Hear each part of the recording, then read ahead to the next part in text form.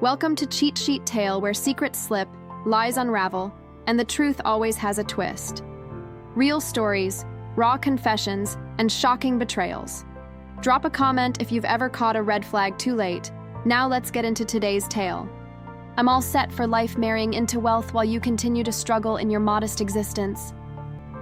Ethan jeered with a smirk, throwing condescending words. My way, his shrill voice pierced the air, disrupting my relaxing break in the hotel lobby. I wondered where he had met this new wife, a president's daughter, Nolis Isla, the daughter of Johnson Enterprises. Ethan, with his middle-aged man's laugh, seemed oddly proud, but the mention of Johnson Enterprises caught my attention. It sounded familiar, but which company? Was it yes. I recalled the details about Johnson Enterprises, and a proud smile spread across Ethan's face. Meanwhile, I struggled to suppress a laugh bubbling up inside me. My name is Clara. I'm 35 and living with my husband. Ethan, I work in my family's real estate business, handling mostly administrative tasks. My father, the president, manages the key business strategies, being an only child. I'm expected to eventually take over the company with older executives at the helm. I feel the pressure of one day becoming the president. However, I've been careful not to discuss much about our family business with Ethan, who only finished high school and works in a moving company. I don't want to bring work matters home, and Ethan, feeling somewhat inferior, avoids the topic. Of course, moving is a tough job requiring physical strength and skill, a job for professionals. I don't mind that he only has a high school diploma, but I understand his feelings, so I avoid mentioning my prestigious university degree or my future role as president in our daily conversations. Ethan and I met through a friend's introduction in college. My friend had hired Ethan's moving company, and he was in charge of her move. Initially interested in my friend, Ethan was turned down, but they got along, so she introduced him to him. Our unusual meeting turned out well, as Ethan's carefree nature was a good match for my meticulous personality. After several dates, we became a couple in my late 20s, and at the right age for marriage. Our relationship quickly led to marriage within a year. Thus began my life as Ethan's wife. Our married life started without any issues. Ethan's parents were incredibly kind, always welcoming me with smiles during our visits. Considering the common mother-in-law issues among my friends, I felt lucky to have such a harmonious relationship with my in-laws. However, Ethan's demanding job often kept him out until late, physically taxing and leaving him exhausted. Despite his fatigue, he never neglected our marital life while appreciative. I often thought he didn't need to try so hard. Thanks for always waiting up for me. Ethan would thank me for simply preparing dinner after his long work days. I felt blessed to have such a wonderful husband, but our peaceful days began to waver a year into our marriage.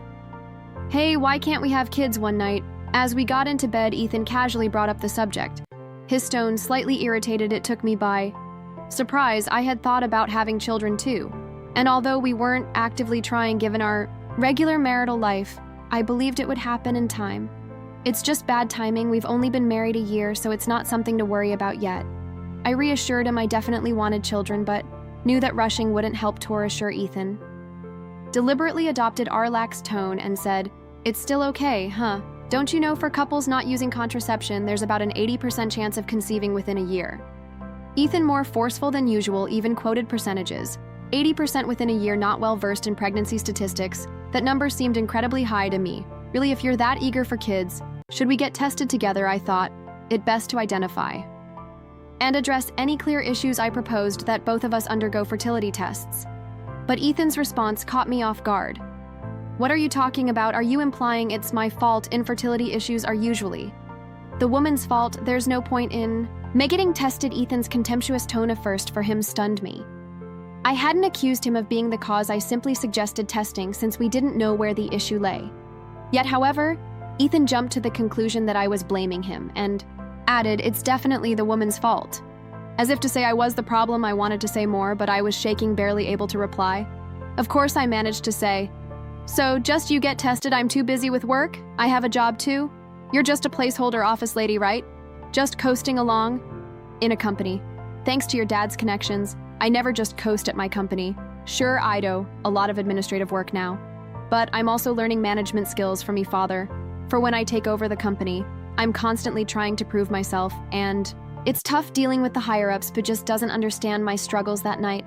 It seemed pointless to argue with him. Any word I said was met with sharp readers, and we went to sleep back to back in a heavy atmosphere from that day on. Ethan's attitude towards me changed completely.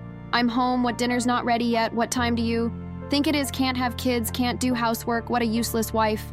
One evening after a late talk with my father about the future, I came home to find Ethan berating me for not having dinner ready. I'm sorry, I just got home 10 minutes ago, I'll start cooking now, just wait a little please. I hurriedly explained. Ethan muttered. That's typical of a small company's boss's daughter. He didn't know, but my father's real estate company was not small at all, with hundreds of employees, but I knew arguing this point was meaningless. I'll cook right away, have a drink, and wait. Ethan loved his alcohol. It seemed to calm him down. Relying on alcohol to maintain our relationship felt sad. I hated being beared by him, but if alcohol could soothe him even a bit, then it was worth it. The next morning, Ethan's mood hadn't improved. Make sure dinner's ready when I get home, he spat as he left. I sighed, thinking about my plans for the day. I had taken the day off to visit the gynecologist for fertility testing as previously mentioned by Ethan, although I was the one who initially suggested the testing. The fact that only I was undergoing it, while Ethan refused, was something I found hard to accept, but complaining wouldn't change anything if the issue was with me. I needed to start infertility treatment promptly. Ethan had been wanting kids, and I too hoped for a child. Soon I knew fertility rates differ between the 20s and 30s, so sooner was better for treatment. The clinic was busier than expected, and I was called in for examination an hour after registration after undergoing a physical examination and blood tests. I was told that the results would be available during my next visit. It would be a shock if the issue was with me, but I was prepared for any necessary steps. No matter the outcome, I resolved not to lose heart. Ethan, I went for the fertility test today. When Ethan came home from work, I informed him about the test. Figures if the problems with you testing's the right thing to do, let me know the results as soon as you get them, he said. Ethan's belief that I was the cause of our infertility frustrated me. The fertility testing required much time and effort, and a bit of understanding from him would have been welcome. 5 years passed and I turned 35. Though we continued our efforts to conceive, we remained childless, and Ethan seemed to have given up on having a child with me. His late nights increased, and sometimes he didn't come home at all. When asked, he said he was out drinking with colleagues, then singing karaoke till morning. His behavior was more akin to a college student and deeply exasperated me. My work had become busier, and the thought of starting a family was pushed aside, but Ethan's recent actions were too much. His lack of concern for home life was clear one day. After Ethan went out on his day off, I observed that he had left his smartphone in the living room, forgetting to take it with him. With that realization, I picked up Ethan's phone, intending to take it to his room. It was at that moment that his phone rang, an incoming call from ascertain Isla, as indicated by the caller ID. Assuming it was a work contact, he answered to inform them that Ethan had forgotten his phone at home. Hey Ethan, you're late. I've been waiting for 30 minutes. Where are you? If you don't hurry, we'll miss the park opening. The flirty voice on the phone made me catch my breath. Can you hear me? Hurry up. Okay, we haven't had a date in so long. The mention of a date shook me, and I quickly ended the call.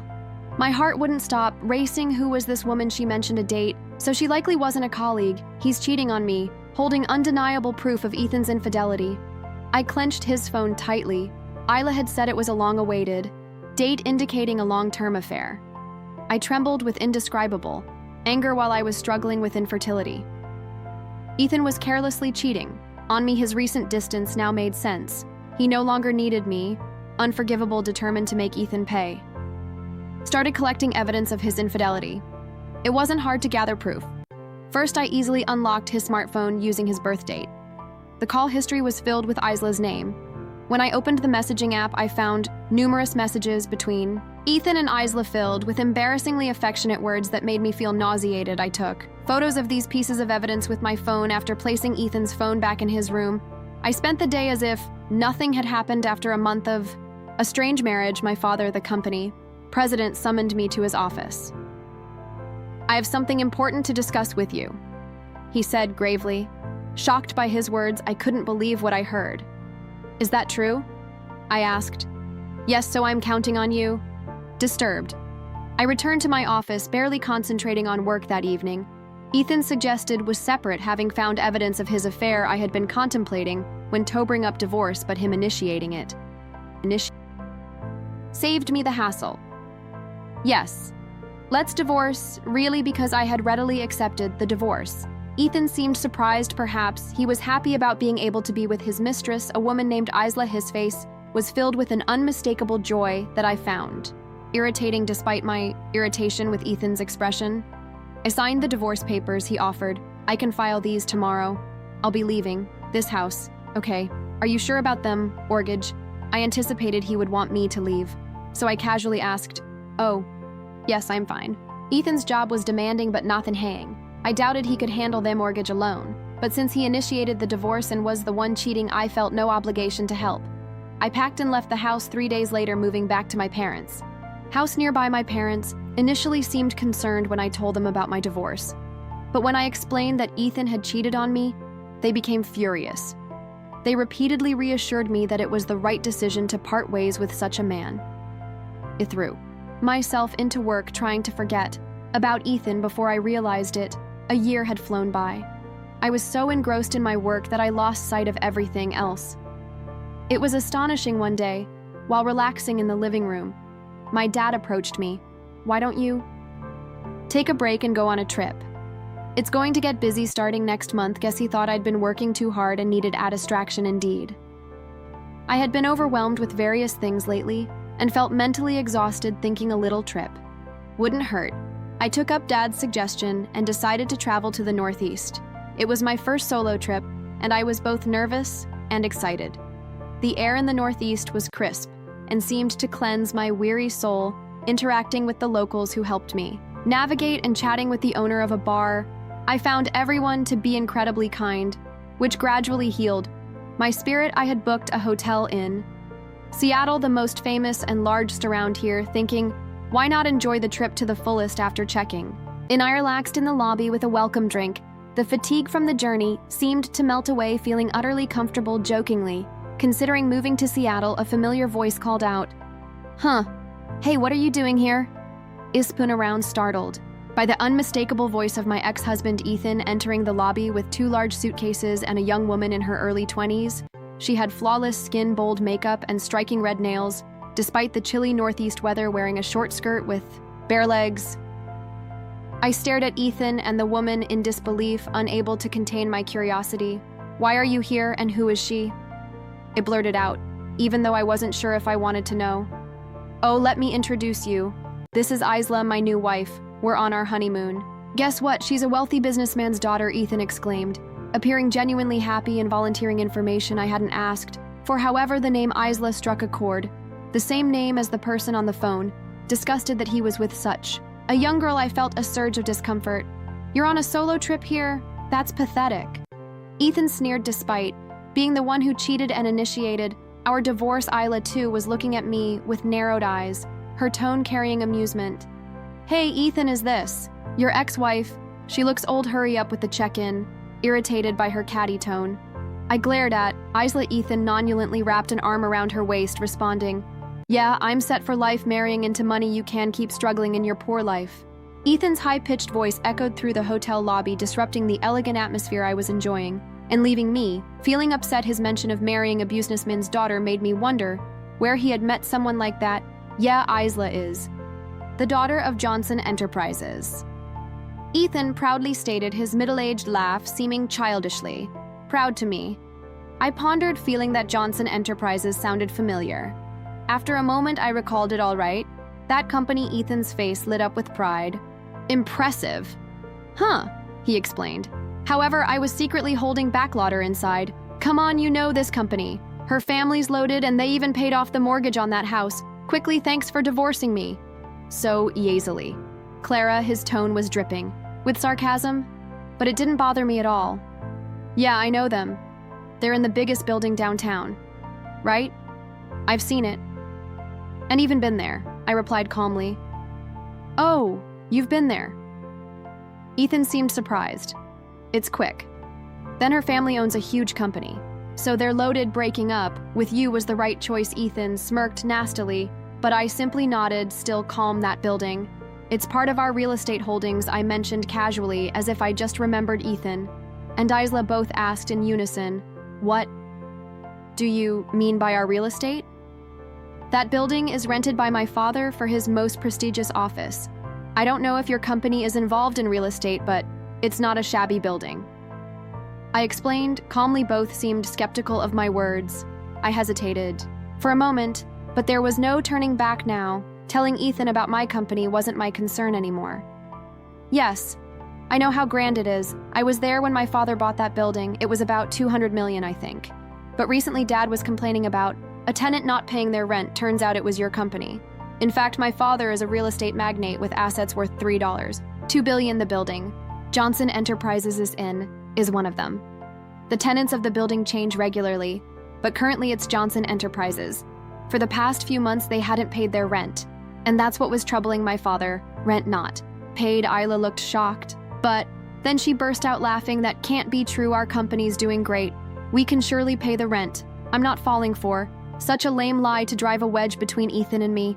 Her shrill voice echoed in my ears. I let out a deep sigh. It seemed like a reasonable conversation with this woman was impossible. Pulling out my smartphone right there, I decided to call my dad. Dad, I'm here with the daughter of Johnson Enterprises. Can you send me a photo of the reminder notice for the rent? I quickly relayed my request, and Dad sent a photo of the rent reminder notice for Johnson Enterprises, showing it to Ethan and Isla. I doubted they could suspect it was fake given the speed. See, you can tell, right? 3 months of unpaid rent. If you don't pay soon, we might have to sue. What are you going to do at the mention of a lawsuit? Ethan and Isla's face turned pale. Come to think of it, Dad has been really on edge lately, yelling about sales and firing a lot of employees. Isla mumbled, sounding unsure. Seeing her, Ethan shouted in despair, Lies, you're just trying to trick us and tear Isla and me apart, aren't you?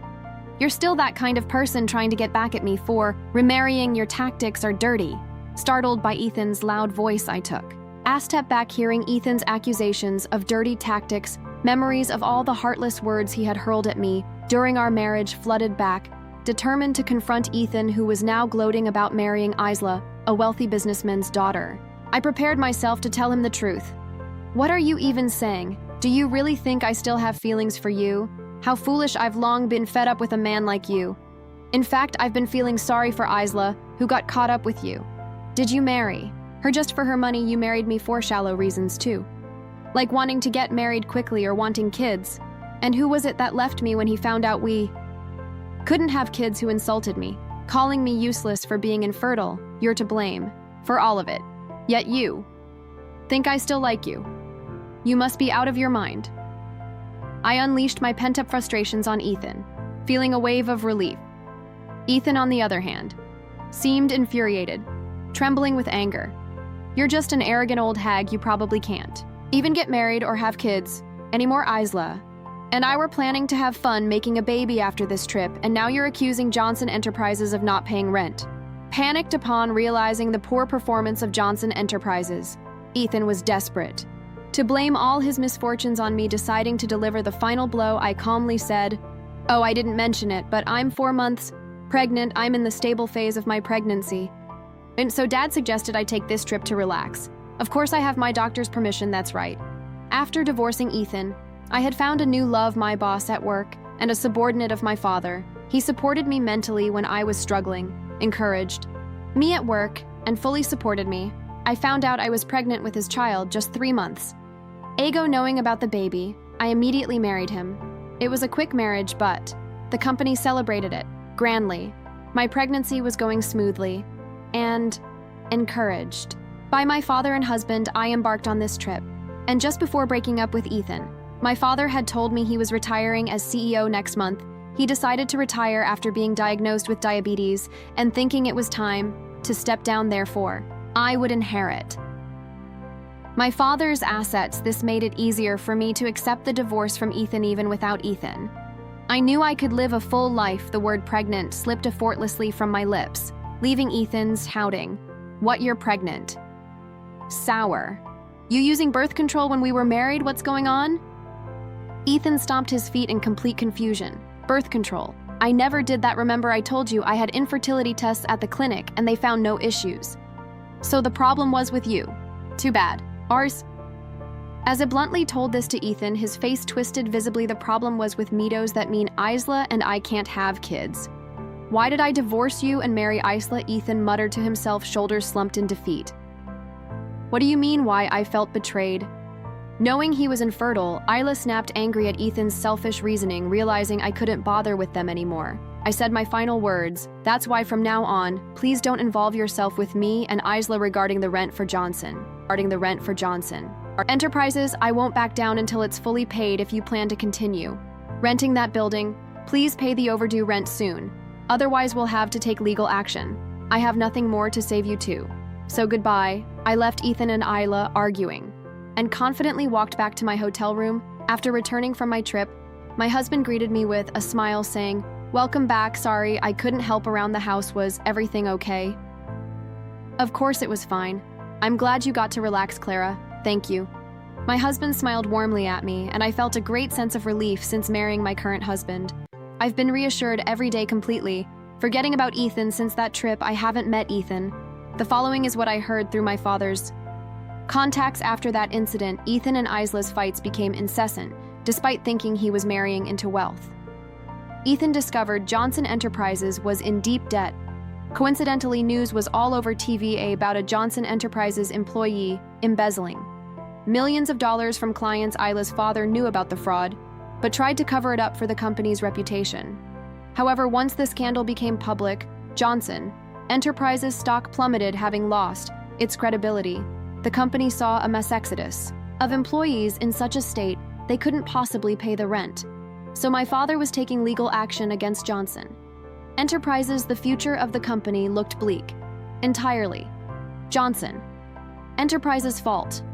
Ethan, having lost a fortune he thought was within his grasp, was furiously blaming everyone but himself, thinking he could ride on the coattails of wealth. Was overly optimistic of Ethan. Isla, realizing Ethan was infertile, accused him of marriage fraud.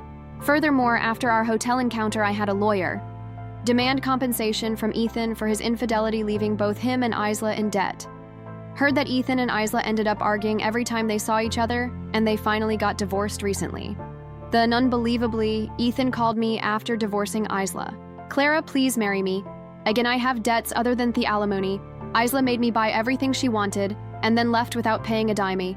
You're the only one I can rely on. I'll do anything. Anything for you, please. Forgive me." Ethan's please sounding like a beggar were so pitiful that they almost made me sick. His unchanged attitude of marrying for money was just appalling. "No, I have no desire to be involved with you ever again.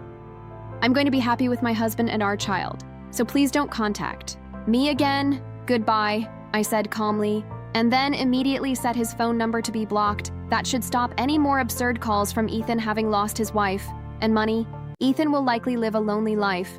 Now, given his infertility, remarriage might be difficult for him.